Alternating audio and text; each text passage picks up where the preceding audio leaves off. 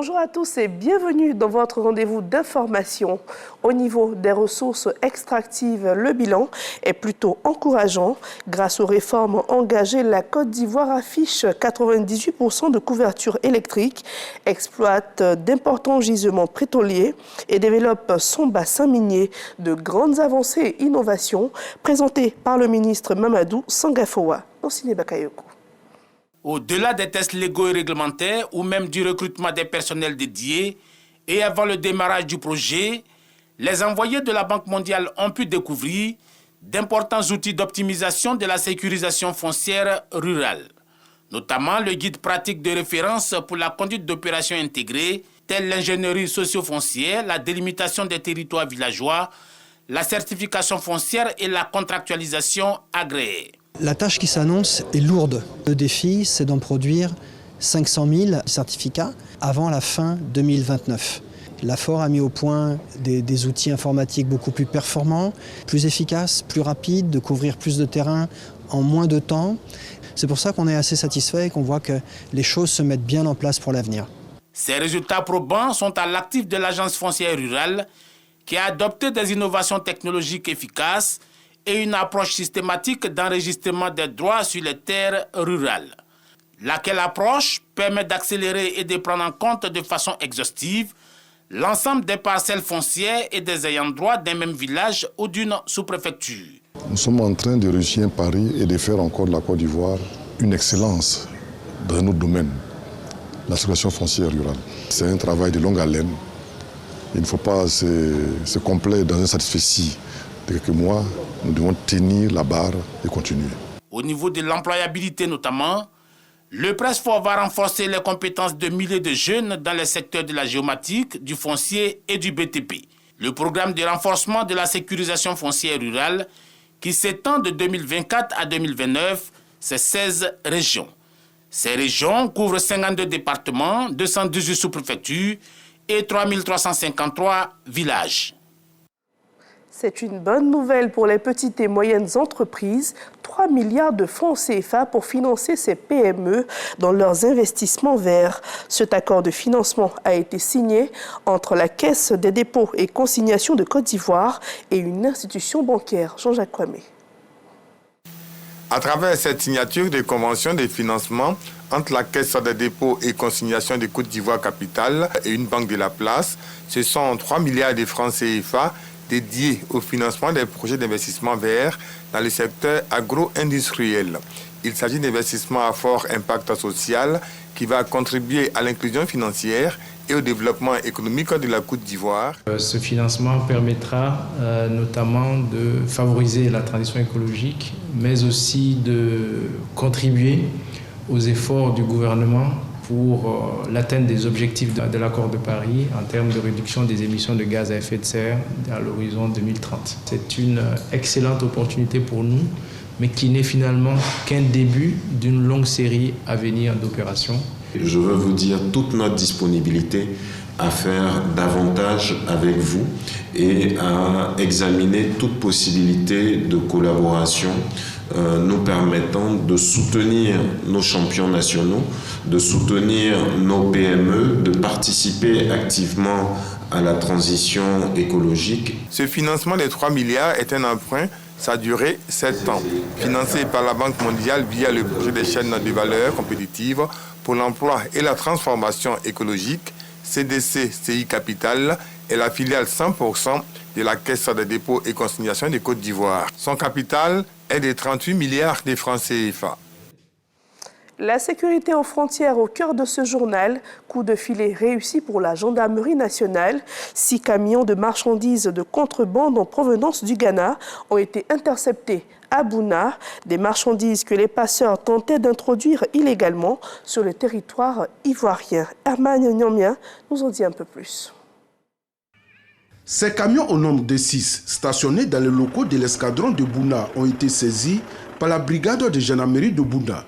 En provenance du Ghana, ils transportaient des produits prohibés de contrebande et de contrefaçon. C'est sur la base des renseignements fournis par les éléments du Comité national de lutte contre la contrefaçon qu'ils ont été saisis. Les produits sont pour la plupart des médicaments, des produits phytosanitaires, des articles plastiques, du matériel de construction, des cartons de cigarettes et bien d'autres articles. On invite donc la population à beaucoup plus de vigilance dans le cadre de l'utilisation des produits de contrefaçon. Par exemple, pour les médicaments qui ont été saisis, nous avons noté que les dates de péremption de la plupart des médicaments étaient déjà dépassées. Et nous incitons donc aussi la population à collaborer dans le cadre de la lutte contre la contrefaçon. Les camions ont fait leur entrée à Bouna par le quartier Ballon Park en prenant soin de passer uniquement dans des rues plongées dans l'obscurité. À la vue des éléments de la gendarmerie postés dans ces rues, les conducteurs et apprentis des camions ont pris la fuite, abandonnant les véhicules et leurs cargaisons. Les forces de sécurité ont été lancées à leur trousse et une enquête est en cours pour démanteler tous les membres de ce réseau de trafic, a souligné le chef du parquet de Bouna, présent sur les lieux lors de cette opération. Les camions saisis ont été placés sous surveillance de la gendarmerie et déchargés en présence des autorités judiciaires, notamment le parquet ainsi que des représentants du Comité national de lutte contre la contrefaçon. Quant aux marchandises saisies, ils seront détruits selon les procédures en vigueur. C'est une situation embarrassante pour les habitants de Boaké. Ils se retrouvent dans l'incapacité d'utiliser la pièce de 500 francs CFA dans leurs transactions quotidiennes. Pourquoi? Eh bien parce que certains commerçants refusent cette monnaie. Les deux camps se rejettent même la responsabilité, rendant la situation encore plus délicate. Boubacar Silla et Soro Corona. Je suis allée au marché avec 3 pièces de 500. Acheter les condiments pour pouvoir manger. Et la dame refuse de prendre les pièces de 500. Je suis allée faire transfert également. Ce sont les mêmes scénarios. Donc moi, je ne sais pas c'est dû à quoi. La pièce de 500 francs CFA est devenue un objet de frayeur. De nombreux opérateurs économiques refusent cette pièce de monnaie dans les transactions commerciales, la rendant indésirable auprès des populations. Ces phénomènes qui prennent de l'ampleur créent une atmosphère de méfiance et provoquent souvent des litiges. La pénurie de la monnaie de 500 a commencé à être trop élaborée dans la commune de Boaké précisément. Parce que nous voyons que lorsque nous faisons des achats, des commerçants qui refusent de prendre la pièce. Or, on n'a pas reçu une information qui nous dit que les pièces sont interdites. Aucun opérateur économique n'arrive à justifier l'origine légale de ce refus. Pour moi, je ne vais pas prendre parce que quand on va sur le marché, on donne aux gens, les gens refusent. Donc si on prend, ça va rester dans notre main. On ne sait pas qui leur a dit qu'on ne prend pas les pièces de 500 francs. Quand tu leur donnes, elle ne veut pas partir avec. Bon, il n'y a pas de preuve que ça. Si tu dis qui a dit ça, on a attendu ça. Ceux qui acceptent par contre la pièce de 500 francs CFA, eux accusent les clients eux-mêmes en plus de rumeurs. Quant à moi, je prends. Mais quand je donne à les clients, ils refusent. Il y a une fois même, moi et une dame, là, on a failli faire palabre. Quand il est descendu, il m'a donné 1000 francs, il lui a donné 500 et elle a refusé. Nous-mêmes, on a besoin de monnaie. Si le client il vient avec les 500, nous on prend, on ne refuse pas. Pour certains, ce phénomène a débuté avec le refus des pièces de monnaie lisse, les pièces de 250 francs CFA, les billets mutilés, déchirés ou jugés trop sales.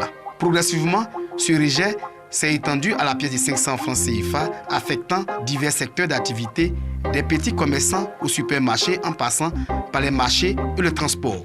Face à la situation presque alarmante et pour le maintien de la cohésion sociale, les responsables des commerçants accompagnés du président des consommateurs à Boaké sensibilisent dans les marchés et gares routières. Le préfet a organisé une rencontre avec la BCAO et les banques et pour comprendre si vraiment il y avait une interdiction de l'utilisation des pièces de 500 francs. Il a été ressorti que nullement cette question n'a été mise sur la table. Donc les pièces de 500 francs sont bel et bien utilisées dans le circuit commercial. Pour le président des commerçants de Boaké, cet état de fait profite à des personnes qui exploitent la situation à des fins personnelles. C'est une manière aussi d'affecter la cohésion sociale. Aujourd'hui, nous rentrons dans une période très cruciale qui est la période électorale. Il ne faut pas que la population se laisse entraîner. Le mercredi 29 janvier, un communiqué signé du préfet de la région de Boaké fait état de l'acceptation des pièces de 500 francs dans les transactions à Boaké. Dans la même note, Thuo Fosier, par ailleurs préfet du département du Boaké, rappelle que le retrait des pièces de monnaie ou des billets des banques incombe à un communiqué officiel des instances de la Banque centrale des États de l'Afrique de l'Ouest, BCEAO. À cet effet, aucune déclaration n'a été produite par la BCEAO.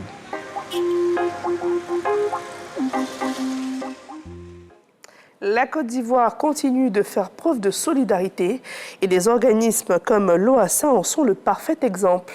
Plus de 30 familles vulnérables ont reçu des vivres au CHU de Trècheville, un geste humanitaire qui vient appuyer les efforts du gouvernement. Davis Soyo. Le bureau OASA ouvre ses portes aux personnes vulnérables et parents de malades. L'organisation humanitaire d'aide à la santé en Afrique offre des vivres composés de riz, d'huile et de pâtes alimentaires à une trentaine de familles défavorisées. Avec ces temps très difficiles, je dis merci à l'ONG OASA qui s'est encouragé qu'il le fasse le plus souvent. J'ai une mère malade qui est hypertendue, qui est à la maison, et j'ai des enfants aussi, que ce don va vraiment nous aider. À travers ce geste, l'organisation humanitaire, créée le 28 novembre 1990, entend apporter un peu de réconfort aux personnes en situation de vulnérabilité. Chaque jour que Dieu fait, nous faisons l'effort de tendre la main aux personnes les plus vulnérables. Parce que les conditions sont difficiles en Afrique, et puis il y a des familles qui traversent des moments très difficiles. Et nous, à notre niveau, en tant qu'une structure humanitaire, nous accompagnons la politique du gouvernement pour soulager la population sur le plan social, sur le plan humanitaire. Parce que vous savez que le gouvernement ne peut pas faire tout à la fois. Mais si chacun apporte sa contribution, je pense que ce sera l'idéal. L'organisation humanitaire d'aide à la santé en Afrique envisage également des opérations terrain pour tendre la main à plus de 300 familles en difficulté. Dans l'actualité sur le continent africain, au Soudan, 54 personnes ont perdu la vie et 158 autres ont été blessées lors d'un bombardement sur un marché non loin de Khartoum. L'hôpital Al-Nao, dépassé par l'afflux de blessés, manque de sang et d'équipements médicaux. L'attaque est attribuée aux forces de soutien rapide. Les FSR, quant à elles, rejettent ces accusations et affirment ne pas être responsables du bombardement. C'est la fin de ce journal. Merci à tous de nous avoir suivis. Excellente fin de semaine.